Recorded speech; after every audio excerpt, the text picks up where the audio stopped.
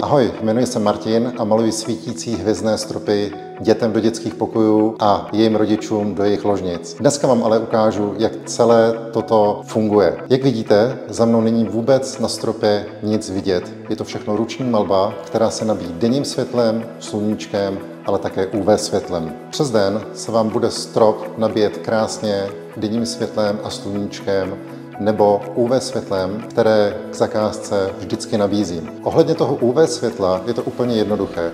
UV světlo si ve tmě zapnete na 5 až 10 minut, pošlete děti, ať udělají večerní hygienu, strop se mezi tím krásně nabíjí a potom se vracíte s dětmi, vypínáte UV světlo, přiléháte k nim a užíváte si hvězdný strop se 100 hvězd. Asi vás ale bude nejvíce zajímat, jak hvězdný strop vlastně svítí. Můžete si být absolutně jistý, že hvězdný strop neruší. Svítí totiž naprosto příjemně a nerušeně, a to prvních 45 minut, kdy se díváte s dětmi na všechnu tu krásu. Hvězdný strop si dokážete užít nejvíce v prvních 45 minutách a potom svit pomalu slábne, takže opravdu nemusíte mít obavy, že děti vám nebudou moct usnout a vy se nedostanete zpátky ke svým pracem. Po rozednění nebo rozsvícení světel v místnosti opět uvidíte váš stávající strop, to znamená buď bílý, anebo s letním nebem a rozfoukanými mraky. Pokud se vám tohleto všechno líbí a myslíte si, že to je fakticky originální a skvělý,